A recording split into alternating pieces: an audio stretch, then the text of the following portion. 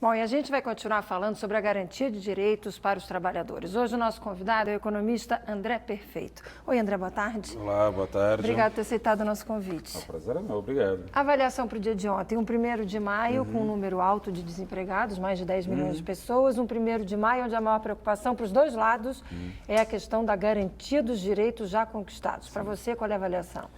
Bem, foi um dia do trabalho bastante atípico. A gente está no meio de uma crise política bastante aguda, né? E, obviamente, isso daí se reflete nas manifestações, né, no Brasil, né? A gente tem uma discussão muito forte a respeito desse possível governo Temer, né? Tudo indica deve ser por aí mesmo, né? Hoje mesmo tinha alguns boatos até que a presidente poderia ou talvez pronunciar e pedir novas eleições. Tem muito barulho, esse que é o ponto, né?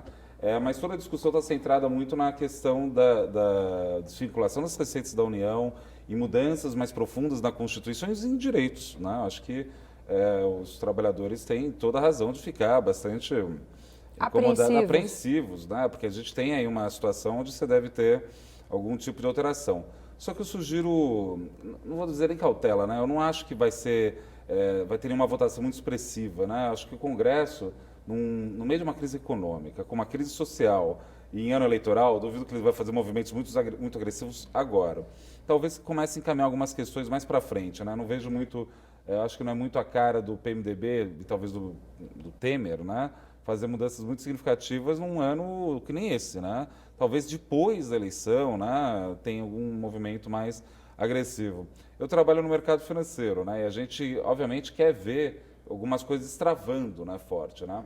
O que a gente viu nos últimos anos, e acho que todo mundo consegue perceber isso forte, é que você teve uma elevação muito robusta do salário, né? Se você pegar o salário em termos entre 2003 até, sei lá, 2011, 12, né? Você teve altas significativas. Só para pegar o salário mínimo em dólar, no início do governo Lula era em torno de $70, agora está em 350, coisa do tipo, um pouco menos, na verdade. Multiplicou por mais de 3 vezes. Então, uma valorização real, né, do Exatamente, dinheiro. né? Isso é uma valorização muito forte. Você teve uma ascensão de uma nova classe média. Só que essa ascensão dessa nova classe média se traduz, entre outras coisas, além de consumo, um salário maior. Um salário maior é um custo maior. Um custo maior é uma margem de lucro menor para os empresários. Então, a gente tem que, vamos dizer assim, temos que coordenar esses processos para o empresário também não ficar achando que não vale a pena, né? Eu acho que a margem de retorno no Brasil caiu muito grande e vai cair em cima dos trabalhadores esse ajuste, né? De novo, é uma discussão política, né? Alguns colegas meus no mercado, eles acham que a economia, principalmente gasto público, é aquele uma planilha de Excel que você coloca atingir meta. Não é assim, você tem que discutir coisas muito... Até porque tem gente envolvida no processo, né? Ei, atenção, não dá para esquecer que é gente, ser humano, então, carne, osso. E aí esse processo é político mesmo, é natural que seja assim. A coisa mais perniciosa dessa crise política, na minha opinião, é que é o seguinte, de fato, a gente tem que fazer um ajuste fiscal, né? Do jeito que está, tudo indica que a dinâmica é explosiva, né? Está se aumentando. Claro, se a gente voltar a crescer, volta a arrecadação, isso resolve parte do problema. Então, tem algumas dúvidas no meio, mas o que é preocupante da crise política é que esse ajuste fiscal teria que ser um ajuste de médio e longo prazo. Por exemplo, vamos discutir a Previdência? Vamos. Só que é uma discussão que demora tempo, né? Que você tem que ouvir vários setores da sociedade. Não é simples, né? Só que esse ajuste teria que ser no médio e longo prazo. Só que o médio e longo prazo, o ajuste fiscal, né? O médio e longo prazo pertence aos políticos, os políticos que criam o futuro. Como os políticos estão brigando, o futuro sumiu. Na hora que o futuro some, o ministro da Fazenda é obrigado a fazer o ajuste de longo prazo e do curto prazo.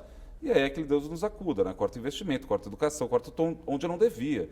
Então, sem dúvida nenhuma, existe essa dimensão política que vai ser essa discussão. A dúvida que eu tenho é, será que um governo que vai entrar agora com uma popularidade já bastante baixa, tem uma questão da legitimidade do voto, eu não vou entrar na questão do impeachment propriamente, eu não saberia avaliar, mas ele não tem uma legitimidade que nem teria em outra situação, com um governo que é muito fragmentado, que você tem... Que tem muitos interesses também. Não, mas esses processos de interesse eu acho que é absolutamente normal. O problema é o seguinte, por exemplo, o PSDB vai se associar ao PMDB nesse futuro governo, pelo menos é o que a gente imagina.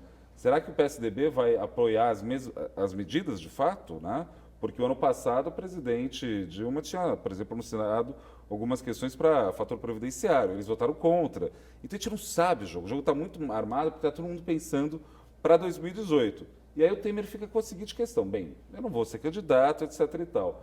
Mas se o governo for bom, vamos supor que dá certo, né? Porque, apesar dos pesares, a gente tem algumas melhoras aí. Tipo, daqui a pouco eu até falo disso. Mas se o governo dá certo, o Temer não vai falar que não vai sair de presidente, né? Então, fica esse jogo, assim, muito armado de lado a lado.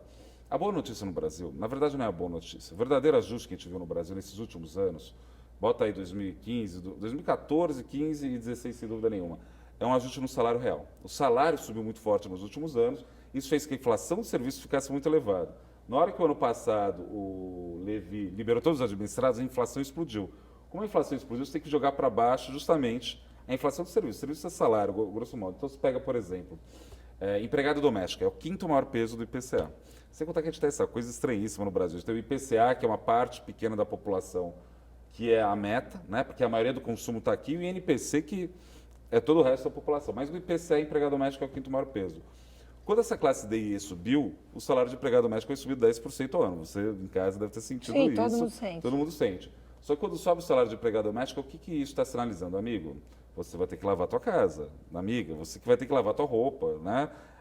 Você vai para Paris, Nova York, Roterdã, não tem elevador de serviço, não tem quarto de empregado. Então, o que eu vejo nesse momento no Brasil é que é uma mudança social profunda, de percepção. E a presidente não foi capaz de fazer esse movimento. Eu acho que e eu não acho que o Temer vai ser também capaz. É um movimento muito sofisticado. De um lado, você teve a queda da margem de lucro dos empresários. Entre outras coisas, subiu o salário. Na hora que sobe o salário, sobe o custo, todo mundo consome. Lindo, maravilhoso, ótimo. Até se consome, a gente acabou ajudando China, outros países, porque a gente importou fortemente, né?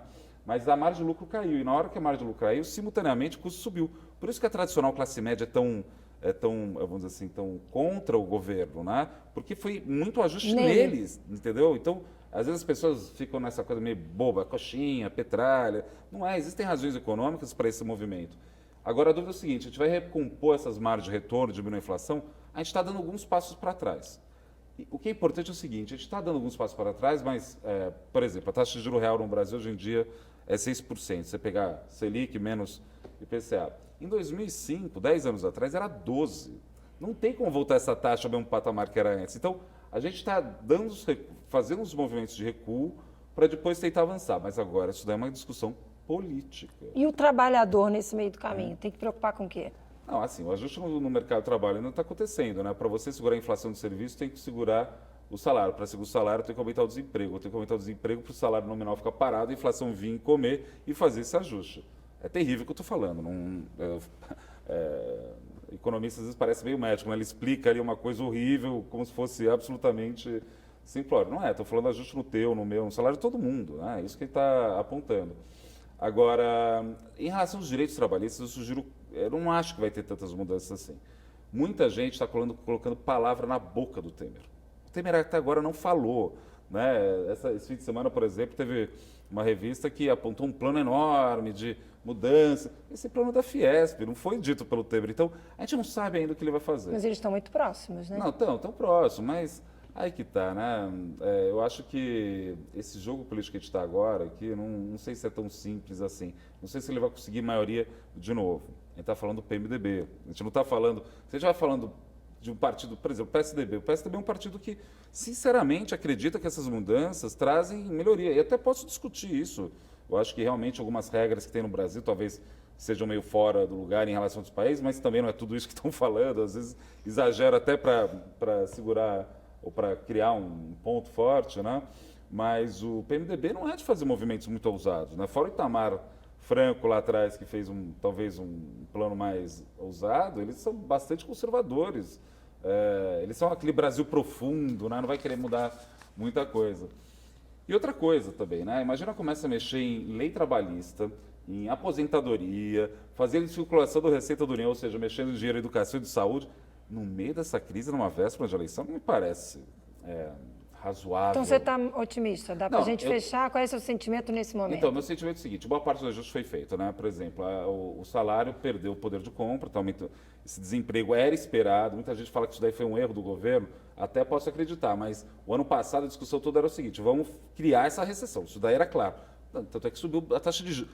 a economia brasileira já estava desacelerando. Sobe a taxa de juros e faz um ajuste fiscal, era para desacelerar. Esperar. Né? Agora a gente tem que ficar na Tem que expectativa. esperar, exatamente. André, obrigada por ter dividido com a gente seu conteúdo, suas informações. Até uma próxima oportunidade. Eu que agradeço. Uma ótima tarde para você. Obrigado pelo convite. É assim que a gente vai encerrando o Repórter São Paulo de hoje, mas a gente volta amanhã, 12:30, ao vivo, só para você. Uma ótima semana, uma ótima tarde. Até amanhã.